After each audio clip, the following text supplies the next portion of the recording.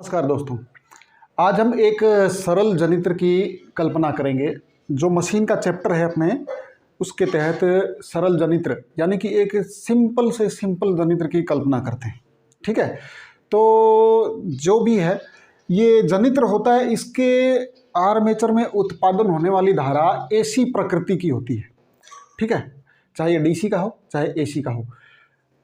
जनित्र के आर्मेचर में उत्पादन होने वाली जो धारा होती है वो एसी प्रकृति की होती है, उसके बारे में समझेंगे। तो इसमें हमने एक परमानेंट मैग्नेट के दो ध्रुव बना दिए, एक एन और एक एस। ठीक, एन यानी उत्तरी ध्रुव, एस यानी दक्षिणी ध्रुव। इसमें एक सिंगल तार का कुंडली बना दिया हमने। सिंगल तार यानी कि एकल तार पास। जैसे कि हमने एक तार का टुकड़ा लिया, उसको इस तरीके से मोड़ लिया। ठीक है, इस तरीके से मोड़ करके एक अपने क्या कर लिया, इसका एक आर्मेचर बनाने की कोशिश की। एक टुकड़े का जो साइड होगा, दो सिरे बनेंगे। किसी भी टुकड़े के दो सिरे बनते हैं, तो उसी तरीके से इसका भी दो सिरा बनेगा। तो एक सिरे पर एक सर्पिल वलय और दूसरे पर दूसरा सर्पिल वलय लगा दिया, और बीच में इसको किसी रोधित पदार्थ की शाफ्ट बना ली। ये मान लो शाफ्ट है, ठीक है, और ये कुंडली है। ठीक, और यहाँ पे दो सर्पिल वलय लगा दिए, सर्पिल वलय, जिसे अपने स्लिप रिंग कहते हैं। ठीक है ना, स्लिप रिंग कहते हैं। इन दोनों स्लिप रिंगों को एक दूसरे से इंसुलेट करेंगे। इस शाफ्ट के ऊपर एक दूसरे से इंसुलेट कर देंगे ताकि ये एक दूसरे से शॉर्ट ना हो। ठीक है, और इन दोनों सर्पिल वलयों पर एक एक ब्रश लगा देंगे, और जिसे आउटपुट के रूप में तार के द्वारा अपने प्राप्त कर लेंगे। तो जो कार्बन ब्रशेस लगाएंगे वो फिक्स होंगे, और ये सर्पिल वलय भी फिक्स होंगी। तार के दोनों सिरे एक एक सर्पिल वलय से जोड़ दिए गए हैं, यानी स्लिप रिंग से जोड़ दिए गए हैं, और ये एक पूरी शाफ्ट लकड़ी की या किसी भी चीज़ की संकल्पना करके लगा दी गई है। और इस पूरी चीज को अपने बोलेंगे आर्मेचर। ठीक है, आर्मेचर यानी कि हमने जैसे बड़े आर्मेचर होते हैं, छोटे आर्मेचर जो भी होते हैं, उसमें स्लॉट्स में अपने तारों की कुंडली बनाई जाती है, और उसको शाफ्ट के ऊपर असेंबल किया जाता है, और उसी शाफ्ट पे आगे हम स्लिप रिंग या कम्यूटेटर डीसी के लिए लगा देते हैं, और कार्बन ब्रशेस के द्वारा उसे हम आउटपुट के रूप में प्राप्त करते हैं। तो ये एक आर्मेचर बोल दिया हमने, इसको आर्मेचर बोल दिया।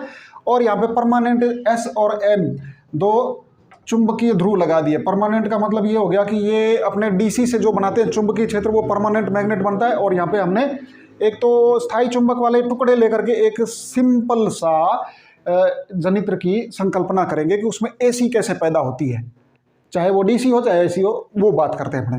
तो इसमें देखा हमने कि ये तो पूरा हो गया आर्मेचर, और इसका क्षेत्र हो गया, ये क्षेत्र कुंडल से बनाए या परमानेंट मैग्नेट से, वो समझने के लिए। तो यहाँ पे हमने एक मैग्नेटों के टुकड़ों को ले लिया है, एन और एस, और इसमें ये जो ये तार है, जैसे ए बी सी डी, एकल तार की कुंडली बना ली है। तो उसी तो को हमने यहाँ पे ए बी सी डी दिखा दिया है। और सर्पिल वलय एक से जो एस क्षेत्र में उससे 1 नंबर, और जो एन क्षेत्र में है उससे 2 नंबर सर्पिल वलय वर्तमान स्थिति में इसके। तो एक चक्र में ये चेंज होगा। जैसे ए बी और सी डी इधर है, तो जब ये तो पहला है, जब इसको हम घुमाएंगे तो वापस क्या करेगा, ए बी तो एस क्षेत्र में आएगा, और सी डी जो होगा वो एन क्षेत्र में चला जाएगा। तो इसमें क्या होगा कि जो एन क्षेत्र के अंदर ए बी तार का टुकड़ा है, उसमें अपने फ्लेमिंग के दाहिने हाथ के नियमानुसार चेक करेंगे तो उसमें धारा प्रवाह की दिशा जो तीर इंगित कर रहा है उधर की तरफ, जब तक कि इसकी डायरेक्शन ऑफ रोटेशन इस तरीके से दिखाई गई है। इस तरीके का मतलब ये हो गया कि क्लॉकवाइज दिखाई गई है। क्लॉकवाइज है तो इसमें तांबे का तार जो है ये एकल पास बना दिया गया है, इससे सर्पिल वलय हैं। ये अपने सर्पिल वलय जो होंगे यहाँ पे तांबे अथवा पीतल के होंगे, ठीक है, जिसे स्लिप रिंग्स कहते हैं, लगाया गया है। तो जब ये एन क्षेत्र में ए बी तार का ये सिरा जो है मेन, ये सिरा ए बी क्षेत्र ये एन क्षेत्र में है, तब तक इसमें धारा प्रवाह की दिशा इधर से इधर चली जा रही है, और इस प्रकृति में यह 2 सर्पिल वलय माइनस दिखाएगा। और जो सिरा इसका सी और डी दक्षिणी ध्रुव में है, यानी इसी तार का दूसरा सिरा, जैसे ये तार है, एक सिरा यहाँ पे अपने चुंबक लगा रखा है और दूसरा चुंबक यहाँ पे है, तो n क्षेत्र में ए बी है, और जब इसको हम घुमाएंगे तो ये उधर घूमेगा। तो जिस प्रकार से सी और डी यहाँ पे दक्षिणी ध्रुव में है, तो इसमें धारा प्रवाह की दिशा को ये तीर उसी फ्लेमिंग के नियमानुसार दर्शा रहा है। तो ये हमारा सर्पिल वलय, 1 नंबर सर्पिल वलय जो है वो प्लस बना रहा है। ठीक है, संकल्पना। अब हमारा ये 2 नंबर तो अभी माइनस है और 1 नंबर प्लस है। जब हमने इसको घुमाया तो ए बी उठ करके एस क्षेत्र में आ चला जाएगा, यानी कि ये एक शाफ्ट के ऊपर घुमा रहे हैं, इसे ऐसे घुमाएंगे तो ये इधर चला जाएगा और ये नीचे से घूम कर ऐसे, ये इसके घूमने की दिशा है, तो ये ऊपर से घूमते हुए इधर आ जाएगा और ये नीचे से घूमते हुए ऐसे हो जाएगा। तो कहने का मतलब सी और डी जब एन क्षेत्र में चले जाएं और ए और बी जब एस क्षेत्र में चले जाएंगे तो धारा उत्क्रमित हो जाएगी, अर्थात धारा परिवर्तित हो जाएगी। जैसे एस क्षेत्र में माना कि प्लस ही बन रहा है और एन क्षेत्र में माइनस बन रहा है, तो ये पहले एन क्षेत्र में था तो 2 नंबर पे क्या मिल रही थी, हमें माइनस मिल रही थी, और ये एस क्षेत्र में था सी डी तार, तो यहाँ पे हमें प्लस मिल रही थी।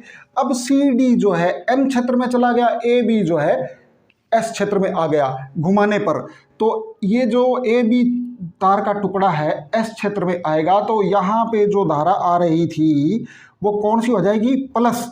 तो ये जो 2 नंबर पे ये टुकड़ा तो इसका 2 का 2 पे ही फिक्स है, तो 2 अभी जो माइनस था ये प्लस हो जाएगा, और जो सी डी तार का टुकड़ा है वो एन क्षेत्र में चला गया घुमाने पर, तो यहाँ पे सी डी पे जो हमें प्लस मिल रही थी वो माइनस मिलने लग जाएगी। कहने का तात्पर्य ये है कि एक जनित्र जो होता है उसमें आर्मेचर के अंदर जो हम वाइंडिंग करते हैं तो उनके तारों की संख्याओं के हिसाब से उसमें वोल्टता उत्पादित होती है। तो यहाँ पे हमने एक सिंगल तार की एक सरल जनित्र की कल्पना की और उसमें ये देखा कि एन क्षेत्र और एस क्षेत्र में जब वो तार घूम रहा है तो उसके अंदर प्लस और माइनस कैसे हो रहा है। चूंकि हमारा ये इसी से जुड़ा हुआ है तार 2 नंबर सर्पिल वलय से, और कार्बन ब्रश भी 2 नंबर जो है यहाँ पे एक बार प्लस मिला और एक बार माइनस मिला, और जब इनकी प्रकृति हमने चेंज की यानी कि ए बी क्षेत्र को ए बी तार के टुकड़े को हम एस क्षेत्र में ले आए और सी डी को एन क्षेत्र में ले आए, तो इस प्रकार से ये इनकी में बहने वाली धारा का उत्क्रमण हुआ, अर्थात परिवर्तन हुआ, अर्थात बदलाव हुआ, जिससे जो प्लस में था वो माइनस में, जो माइनस में था वो प्लस में बन गया। तो जैसे अपने इसको घुमाते हैं रेगुलरिटी के हिसाब से, तो ये धाराएं बार बार इसमें सर्पिल वलय पे प्लस माइनस और इस पे भी प्लस माइनस बनती रहती है। कहने का तात्पर्य ये हुआ कि जब हम इसको तरंग रूप में प्राप्त करते हैं तो ये इस प्रकृति की होगी, ठीक है ना, ये इस प्रकृति की होगी। अब यहाँ पे मैंने ये थोड़ा फ्लैट सा बनाया, ये इसलिए बनाया कि ये समरूप चुंबकीय क्षेत्र नहीं है।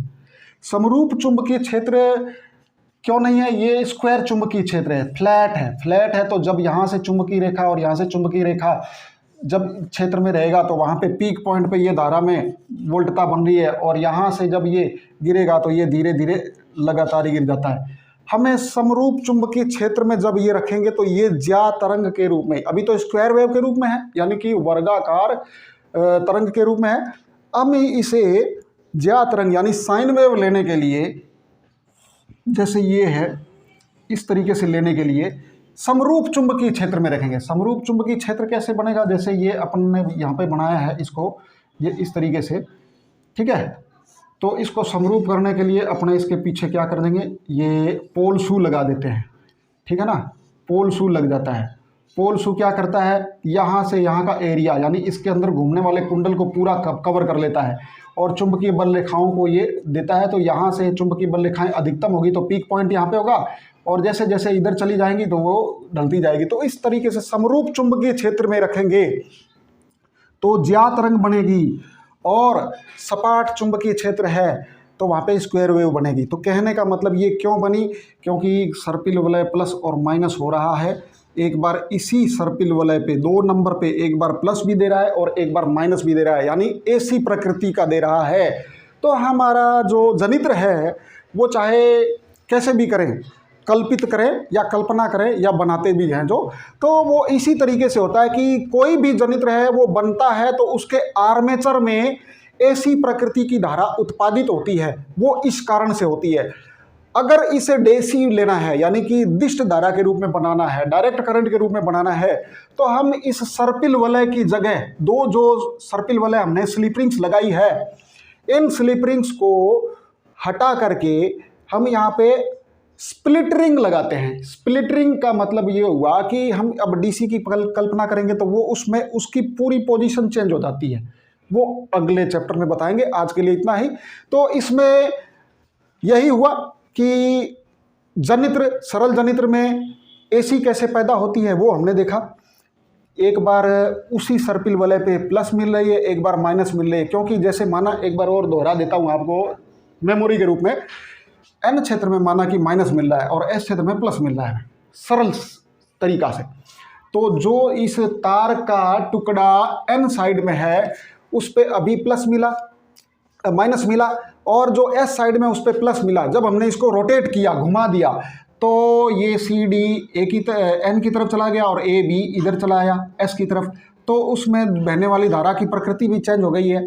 तो उसी तार के सर्पिल वलय में जो पहले माइनस मिली थी, इधर आते ही वो प्लस हो गई, तो इसलिए ये एसी प्रकृति का हुआ। तो एक सरल जनित्र में जब भी अपने कुछ करते हैं तो वो एसी प्रकृति क्यों पैदा होती है, वो एक इस छोटे से उदाहरण के साथ अपने समझ सकते हैं। और यहाँ पे सिंगल तार यानी एकल तार का कुंडल बनाया था, जिसलिए ये बना है।